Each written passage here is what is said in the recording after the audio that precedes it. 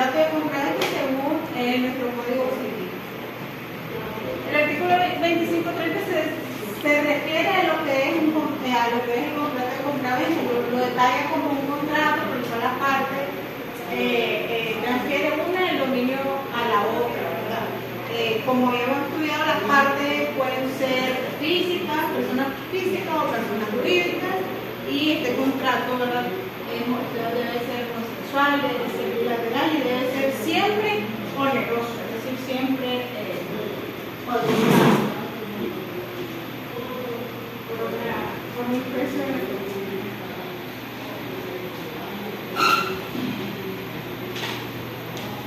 A partir de ahí vemos en lo que es el artículo 2531, habla de lo que cuando tiene lugar en los casos siguientes, que no pueden ser obligadas a no ser cuando haya expropiación. Por ejemplo, acá en los proyectos que se están haciendo en las carreteras, las ampliaciones, donde las personas pues tienen que vender parte de su propiedad porque va a ser utilizada para utilidad pública. Cuando por el testamento, en una de las cláusulas, se ponga que debe ser una obligación vender una cosa a cierta persona, y así sucesivamente, cuando los bienes del propietario deben ser rematadas en la ejecución. Aquí, por ejemplo, cuando el mismo admite como división o subdivisión inicial de desmerecer, por ejemplo, un vehículo, un camión que tengamos, que para ser vendido en parte, obviamente pierde su principal valor, que es como un vehículo, sino que desglosado en piezas ya no funciona. En estos casos no pueden ser obligados a vender.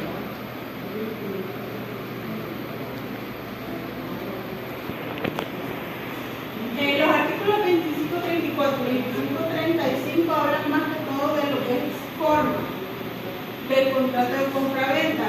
En el 2534 nos habla de que los contratos de compra y venta de bienes raíces siempre van a ser mediante escritura pública, la cual va a ser inscrita siempre. ¿Cómo se llama eso?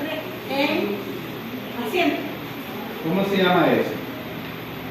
Requisito o formalidad. Requisito. ¿Qué dice usted? ¿Es un requisito? Sí. Entonces, ¿cuáles son los requisitos del contrato? ¿Ah? ¿Cuáles son los requisitos del contrato de compraventa? Objeto, Causa. Sujeto. Objeto y causa. Entonces no es eso. Eso es una formalidad. Es una formalidad. O sea, después. Ahí. Solo quería aclarar nada más. En el 2535 habla de que, esto lo vimos anteriormente en una clase de civil, de a partir de cuando el contrato debe ser por La suma de $200. el contrato de ¿El valor? si excede la suma de $200 de Estados Unidos americanos, se hará constar en un instrumento privado. Es decir, por una suma menor podemos hacerlo de manera... Sí, ahí va bien. ¿Qué cosa es un instrumento privado? Solo que no tenemos que hacer partícipes, pues ahí. Pues un acuerdo entre ustedes. Pero ¿y qué cosa es un documento notarial? Un documento público. ¿Qué es un documento? Yo sé que ustedes no han visto esas clases, pero quiero que vayan aprendiendo. ¿Qué cosa es un documento público? Es aquel que realizan los funcionarios públicos o las personas autorizadas, en este caso los notarios. ¿Okay? ¿Qué cosa es un documento privado? Lo contrario, lo que no lo realizan ninguna de ese tipo de personas y lo realizamos nosotros. ¿Ok? Entonces, ¿qué significa ahí? De que un contrato con ese valor tiene que haber un documento, sea privado, sea público, no importa, pero tiene que haber un documento. Y si no excede dicha suma, Si yo tengo que me presté 100 córdobas, es necesario que hagamos papel. Normal. Son conocidos. Ajá.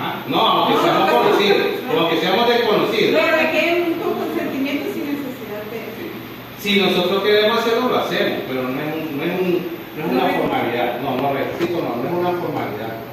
Si ya pasa de $200, hagamos, pero tampoco obligación. Si vos me decís, me están $200 y yo te los doy, no es necesario que hagamos un documento. Pero si no me los pagás, no te los puedo cobrar si no hay ningún documento. ¿Cómo vamos?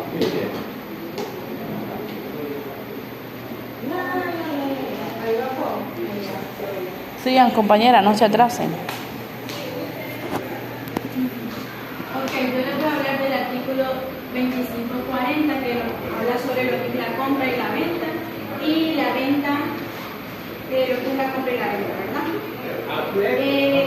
En resumen de este artículo, ¿verdad? El 2540 como el 2542 nos habla de lo que es la venta. El primer artículo nos habla sobre la obligatoriedad del contrato una vez que se haya acordado el bien, aquí lo podemos ver, donde se haya acordado el bien, que es el objeto, y el precio. Mientras que el segundo artículo, que es el artículo 2542, nos habla y trata sobre lo que es la condición de aceptar personalmente la venta de esta prueba.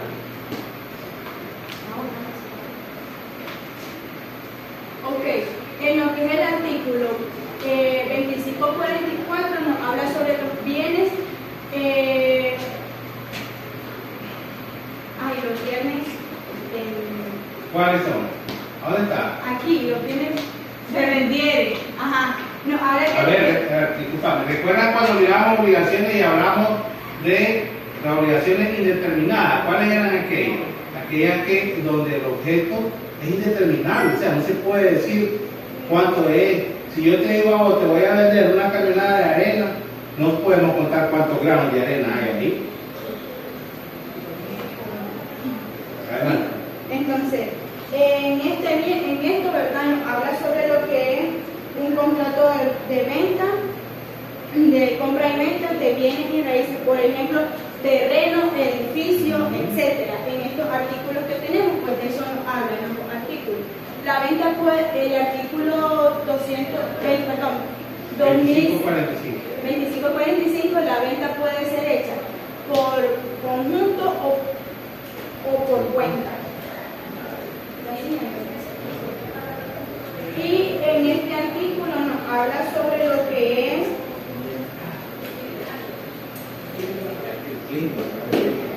este artículo, regula las formas en las que se puede realizar una venta de un inmueble específico, detallado, referiendo diferentes formas de determinar lo acordado, ya sea el precio del inmueble basándose en su área.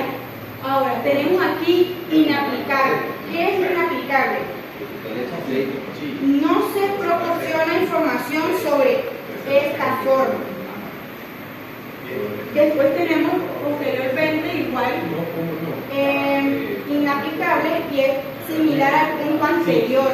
Nos habla de lo mismo, siempre que no sea proporcional a la forma. Y tenemos la condición del área. La condición del área esto significa el precio del inmueble se puede establecer basándose en el área medida dentro de un terreno. Posterior tenemos la condición del área por el precio. Tenemos que ver ahí establecer cómo es y qué es. Muchos inmuebles indicando indicación del área, que es el punto número 6.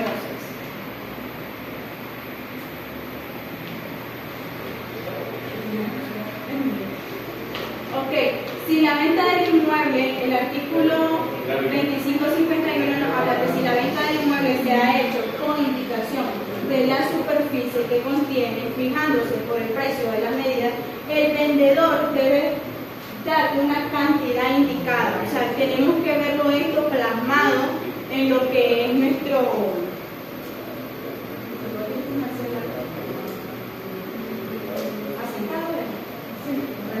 Esto lo tenemos que ver asentado en lo que es el registro. Tenemos que ver, aquí lo establecen, indicando la superficie que contiene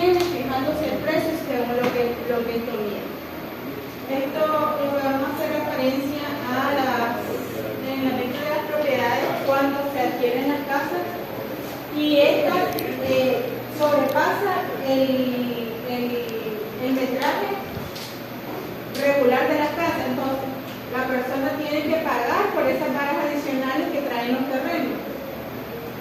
Y si al contrario el terreno es menor, puede pedir el comprador que se le regrese la parte proporcional en la ley explicada en las casas en los residenciales. Cuando tienen terrenos mayores se pagan las varas adicionales y si tienen menos pues pueden solicitar que se les regrese. Y dice que si el exceso fuera un 5% del área total destinada por el vendedor, el comprador puede dejar sin efecto el contrato. Es decir, si es una cantidad excedente de eso, yo puedo prescindir de la compra. Buenos días, mi nombre es Antonella, ¿verdad? Rosa.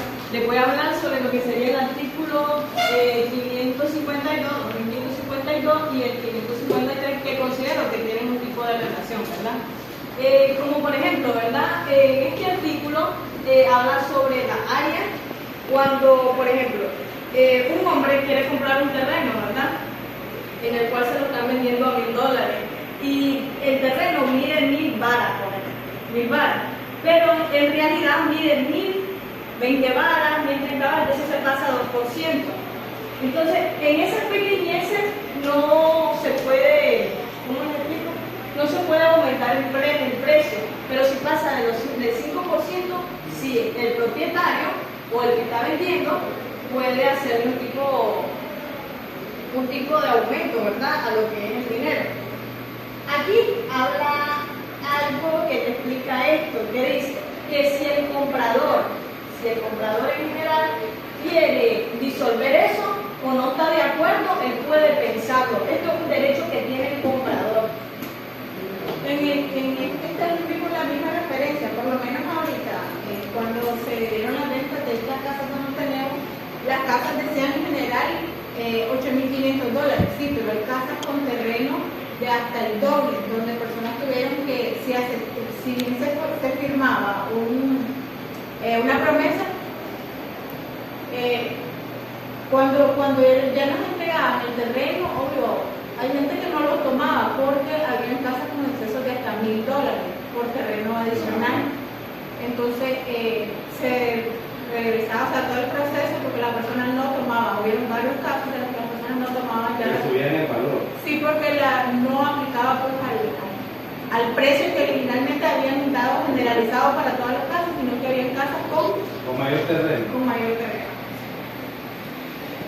Y es lo que dicen que las personas llegaron hasta ese paso después de la promesa porque no iban a tomar lo adicional que aumentaban en cuota. Bien. Sí.